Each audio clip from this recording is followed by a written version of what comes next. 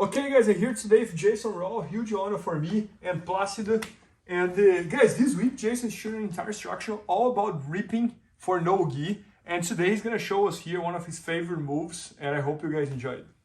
All right guys, so this position is called a shoelace reap. So this is one of my favorite positions we can get to. And we're gonna set this up from the saddle position. So this is a great way we can set this move up. So I'm gonna have the saddle position with my legs on the inside, and I'm controlling Plácido's second leg, just like this. And basically, I wanna be able to lock a triangle and feed my right foot under Plácido's butt.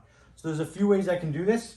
I'm gonna kick him all the way onto this hip and lock a tight triangle, and then I'm just gonna feed my right foot all the way underneath. So if you see, my foot ends up on the other side right here. So this gives me a really good connection with his leg. It makes it hard for him to escape.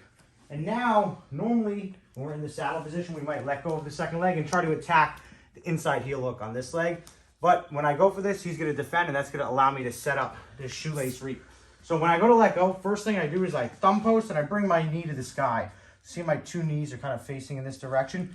Now I let go of the second leg, and I know Plácido is gonna try to turn right here. As he goes, I just control the toes, bring it to my chest, and I C-grip and I pass his leg to the other side. So I have this reap position.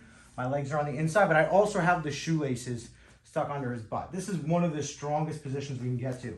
If we contrast this with just like a normal reap with my legs on the inside, this is still a strong position, but it's easier for him to pummel his legs. He can start to potentially defend, maybe re-attack me. But when we get this, when we get this shoelace reap position right here, and we pass the leg to the other side, there's no way for him to re-attack my legs right here. And he'll tell you this is a very, very tight position. So once we're here, I want to expose his heel. All I'm going to do is I'm going to pull my right knee to my chest as much as possible, and I come up on my right elbow, and I'm going to use this to start to bend his leg a little bit like this. Now I stay on this inside elbow, and I lean and start to catch the heel. If I turn all the way to the other side to catch the heel, it'll allow this foot to come out, and it'll be able to re-pummel. So I stay on my inside hip, and I reach back.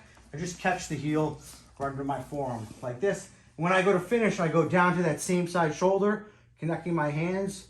I rotate my knees one way, I pull the heel the other way. Tap, tap. And that gives me good torque and good ability to finish.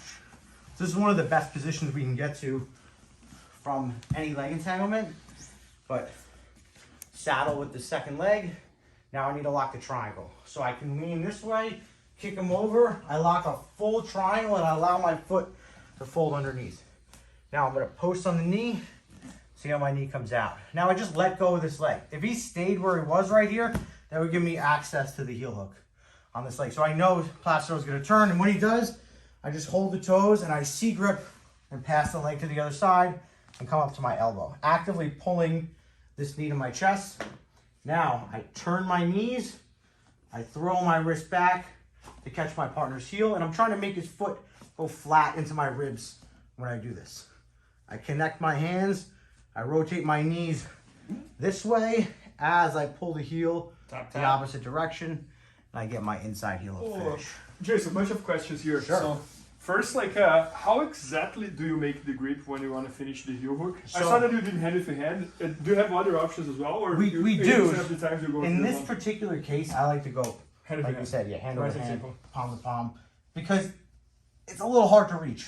Okay. Because I need to stay on my inside hip when I finish this. If I turn to my outside hip and finish, I feel like he's going to defend. But if I was finishing from here, I could go wrist to wrist. But on the inside hip, if you get to the position, you'll feel it's a little weird locking your hands. So I just lock my hands as I can. Now I'm focusing on doing like a hammer curl. I want my elbow to come into my ribs when I do this as much as I can. I don't want to pull too much to let the heel slip. I bring my elbow to my ribs, and then I'm thinking about bringing the heel to this shoulder as my knees are going the other way. No, and that would be my second question. So how do you think about his toes? Like, where exactly you want to position his foot and his toes? I want his laces kind of right in my lap, but more importantly, I want the bottom of his foot, the sole of his foot, in my bicep. So see how it's like he's stepping on me? And he'll tell you I'm actively pushing his toes. So I want to flex his foot when I'm doing it. And then in combination with my knees rotating, we get our finish. Sure. And then my last question, Sure. so the entire structure is all about reaping. For those who are not very familiar with the no-gi terms, what exactly do you consider the reaping? Sure. So a reap, so we started in the saddle position, but a reap is anytime I have his leg on the outside, so like an outside ashi position or outside leg positioning, and my legs come to the inside or come across his body in some way. So this would be a far hip reap. This is like a normal reap or a diagonal ashi, people call it. And we just did the shoelace reap where my laces ended up under his butt. So in IBJJF, this position, or at least in the gi, is obviously illegal, but no gi, it's very effective because it forces a bend in my partner's leg. And it allows it much easier for me to grab my partner's heel. Versus I left my legs in an outside position. When I go to access Placido's heel, it's very hard for me because he can turn his knee out. But when I get my legs to the inside, he goes to turn his knee out. He doesn't have the ability to, and it gives us much better heel exposure. And there's a bunch of good positions and follow-ups we can do from this position. No, that's awesome. Yeah. So guys, Jason this week is showing an entire structure all about reaping for no gi.